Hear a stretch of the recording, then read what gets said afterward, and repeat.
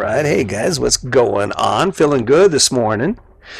It's raining outside. I don't know if you can tell if you're hearing noise on the in the background. It's the rain. Rain's beating up the RV right now, but I can't stop. Got to get this thing out. I was out there thinking. I was talking to a couple. Can't remember their names. Forgive me. Tammy was her name, but I was out talking to some neighbors from a distance, of course, because of COVID-19 and all that. But it was kind of cool because I actually was really able to connect with them, and we were talking about relationships. We were talking about how it used to be. Remember when you first got together with your person, with the person you share your life with now? Remember how it used to be? You wake up in the morning, you'd be giggling, you'd roll around on the bed, kissing and doing all kinds of silly stuff, and then you get out of bed, and there wasn't any of that angst. There wasn't any of that, that stuff I'm talking about, where it's like, oh, quit kissing me, get off of me, your breath stinks. Right? I mean, that's the reality. That's how it was in the beginning. You just overlook certain things, and the agenda is kindness, because you really embrace being with that person. And then as time goes on, there's comments, or there's a few things, or things aren't going your way, or there's frustration, or maybe it's just simply that we don't understand how to be good partners. And you're not hugging as much as you used to. You don't hold hands like you used to. You don't laugh like you used to. There's more animosity than there is joy as you hang out together and try and navigate this life you live, this amazing adventure that you've created for yourself.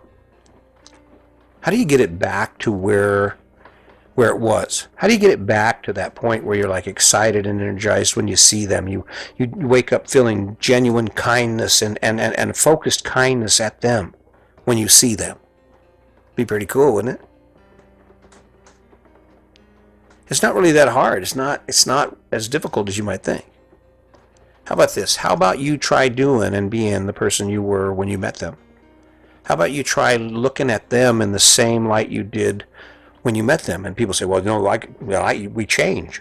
Well, yes, of course you change, which means you can change back. The reason that love was so good is because you let those judgments go, and you found a way to generate your communication through kindness. You were able to embrace each other's greatness, and you didn't look at those flaws. And then when flaws came up, and that's really where the struggle starts. You don't have any time to talk about what she does wrong or what he does wrong. You don't want to ruin it. Everything's going good. It's only after we get into a long-term relationship that we start seeing things and they start cracks. If you want to love like you used to love, then love like you used to love. I know, again, I'm simplifying. I could write a bunch of books. This could be called Love Like It Used to Be. It'd have the front cover. There would be the introduction, or the introduction page, all the technical information, and then it would be a title page, and then there would be one chapter, one page, one paragraph, one sentence that said, if you want to love like you used to, then do what you used to do. And then I would say thank you, and that would be the book. Here's the ticket. Me and Sandy were driving down the highway in Meeker, Colorado, and we just come back from kayaking at Lake Avery in Meeker. And it's beautiful. I mentioned it before, but it's just a beautiful experience because Colorado lakes are crystal clear. You can catch them at times when you can see clear to the bottom, right? So we've gotten pretty adept at spotting fish, at seeing fish and stuff. So we really had a good time when we were out there, but we're coming back. And we're talking about why our life has gotten the way it has. And what it came down to is, as soon as we both decided that we could go ahead and be the people we were when we first met, and that is, we could be happy and we can laugh and we can base our communication on kindness, everything else got easy. See, what I find interesting about intimate relationships is they're based on love. That's the word we use, right? I love you, baby. I love you too. But in saying that, guess what we're actually saying? What we're saying is, I will do anything for you that does not harm me. I will give you everything I can to help you be the person you need to be. And what's cool about that is when your partner does the same thing, because that's love, right? That's love. What do you need, babe? What's the matter? What's the matter? Why are you crying? Even if it's me, even if I know I've done something wrong and it's me, I still go, how can I help you? What can I do? What can I do? I've had a lot of those moments. I found out here, 39 and a half years, I found out that I'm still talking too loud. When we're having a discussion, trying to fix something or work out why we do the things we do, and my wife and I do that a lot. Sandy and I are always taking a moment to ask ourselves questions about why things go on in our relationship. And I found out here recently that I'm still talking too loud. Sandy gets really nervous when my voice goes up. It was created by me. And those are things we didn't do when we first got together. I didn't yell at Sandy. I kissed her. I didn't yell at Sandy. I bought her stuff. I took her out. I hung out with her. We listened to music. We rolled around on a blanket in the grass. When's the last time you rolled around on a blanket in the grass with a person, with your guy or your gal? That's pretty cool. That's what I hated about those love stories. Those amazing love stories that just seem to end so well. There was one about Tuscany, and I can't remember the name of the movie, but she's a good-looking, a middle-aged woman. She's about 35 or 40, something like that, and she just living her life and headed to France or Italy, wherever that is. And I remember feeling so good for her because she was just like, just doing her thing. I never thought we would be here. I never thought Sandy and I would be here. I never thought we would be just two people madly in love with each other, just hanging out, doing our thing. All we did was we said, okay, let's change it. Let's change it to something better. All we did was start talking about what we would like to see in our relationship. We have to talk about what is in our relationship. We already know that. We go through it day in and day out. We started talking about how it could be. I started talking to her about how I could learn to respond to her kindly and to help her through her struggles. And then she said, oh, okay, well, if you can do that, then I can do that too, right?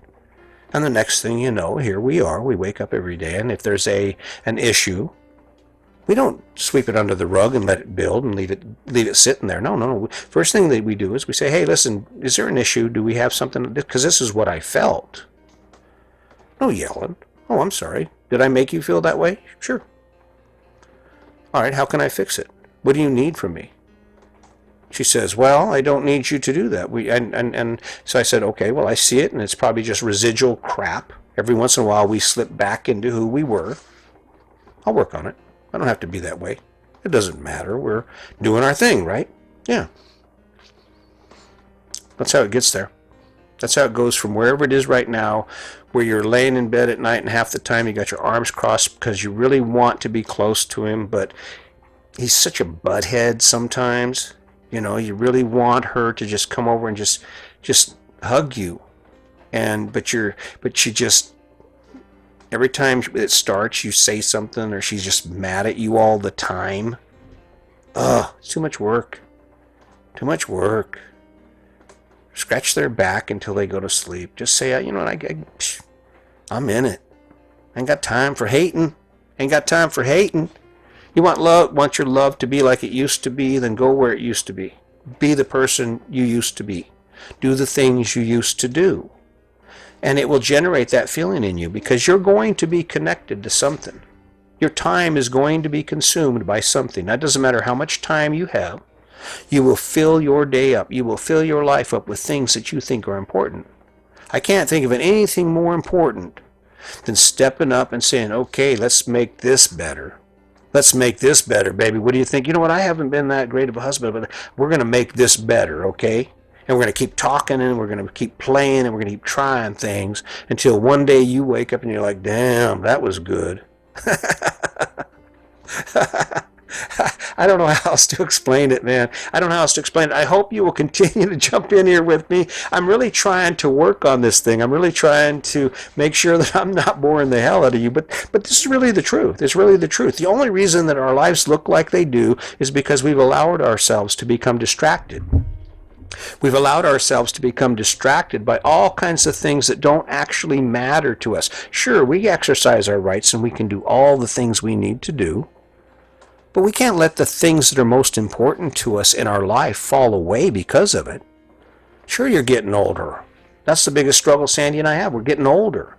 We're getting older. Every day something changes and things aren't the way they used to be. And guess what we do? We just grab a hold of what's there and we say, all right, let's get this. Let's do this. Let's live this. Let's go ahead and make the best of this.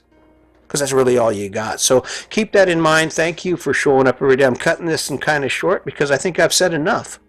I hope you wake up every day with a glad heart. Take the time to be thankful for the things you have and all the things in your life. And try and keep all those good feelings at the top of it. Try and keep all those good feelings and the positive attitude and the energy towards what you can do, and stop worrying about what you can't do. Until next time, just remember, today's your day. Make it a good one.